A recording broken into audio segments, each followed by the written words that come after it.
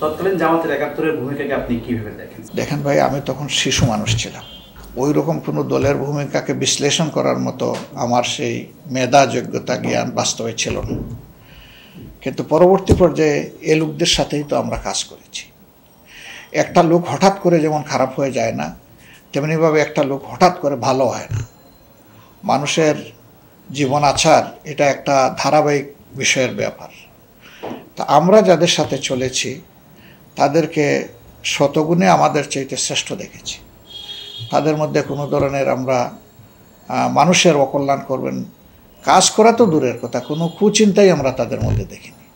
এটা সবাই স্বীকার করতে বাধ্য হয়েছে।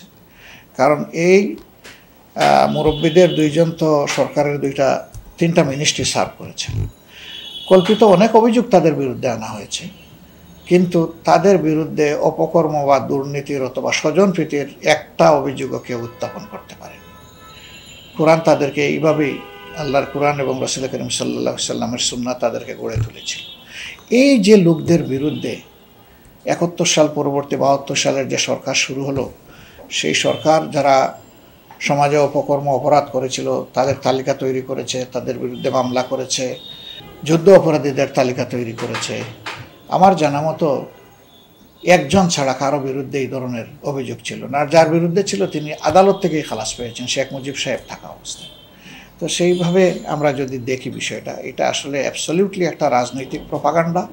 যেমন আজকে আমাদের দ্বারা হাজার হাজার মানুষের রক কাটা হয়ে গেছে, আমরা জঙ্গি, এইগুলা যা বলা হয়, তখন ওই অস্ত্রটাই প্রয়োগ করা হয়েছে আমাদের উপরে।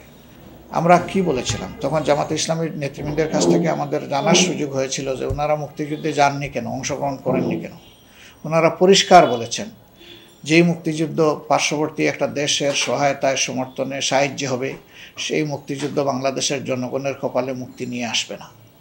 এবং আমরা 53 বছরে সেটাই দেখেছি। আমরা স্বাধীন হলাম 47-এ, আবার মুক্তিযুদ্ধ করে স্বাধীন হলাম ৭১ সালে, আবার আমরা স্বাধীন হলাম এসে 24 সালে। এখন স্বাধীনতার প্রশ্ন কেন আসে? কেউ পরাধীন না থাকলে তো স্বাধীনতার প্রশ্ন আসে না। তাহলে আমাদের স্বাধীনতা অর্জনের সাথে সাথেই কিন্তু ওটা হারিয়ে গিয়েছিল। যেদিন পাকিস্তানি সেনাবাহিনী আত্মসমর্পণ করেছিল ভারতীয় পূর্বাঞ্চলের অধিনায়কের কাছে, সেদিনই কিন্তু আমাদের স্বাধীনতা বিক্রি হয়ে গেছে। এবং এটা হাড়ে হাড়ে বাংলাদেশের মানুষ টের পেয়েছে। আমরা ভারতকে আমাদের সুন্দর প্রতিবেশী হিসাবে আমরা দেখার পক্ষে। তারা আমাদের প্রতিবেশী, সম্মানের সাথে, গৌরবের সাথে, শান্তির সাথে তারাও থাকবেন, আমরাও থাকবো, এটা আমাদের প্রত্যাশা। কিন্তু বাস্তবে তো তা হয়নি। এই ভয়ের জায়গা থেকে বা দূরদর্শিতার জায়গা থেকে বলতে পারেন যে জামাতে ইসলামীর তখন সিদ্ধান্ত ছিল যে আমরা এক পাকিস্তানের পক্ষেই থাকব। এটা থাকতে পারে, এটা কোনো অপরাধের ব্যাপার না। এরকম এক হিন্দুস্তানের পক্ষেও অনেক লোক ছিলেন, কিন্তু ভারত বাদ করে শুধু এই কারণে কি তাদেরকে হত্যা করা হয়েছে বা কোনো বিচার হয়েছে? হয়নি। হ্যাঁ, তারা যদি কোনো অপরাধ করে থাকেন তা বিচার হবে। তো আমাদের প্রশ্ন হচ্ছে যে যারা অপরাধ করছেন বলে তোমরা এখন বলতেছো, তখন তো তোমাদেরই শাসন ছিল, তোমরাই তো ইনভেস্টিগেশন নিয়োগ করেছিলে, তোমরাই 197 জনের তালিকা চূড়ান্ত করেছিলে। তো তখন তাদের নামটা ছিল না কেন? অথবা বাংলাদেশের কোনো একটা থানায় তাদের নামে জিডি কেন ছিল না? এটার উত্তর তারাই ভালো দিতে পারবেন, আমরা জানি না। আমাদের কাছে সহজ সরল উত্তর হচ্ছে আমাদের আদর্শকে মোকাবেলা করতে তারা ব্যর্থ হয়ে তারা এই পথ বেছে নিয়েছিলেন যে আমাদের সংগঠনকে, নেতৃবৃন্দকে তারা এইভাবে অপমানিত করবেন, আমাদের বিরুদ্ধে মিথ্যা প্রপাগান্ডা দিবেন, মিথ্যা অভিযোগে আমাদেরকে তারা ধ্বংস করার দিকে এগিয়ে যাবেন। তো ধ্বংস আল্লাহ চাইলেই হয়, আল্লাহ না চাইলে কাউকে কেউ ধ্বংস করতে পারে না।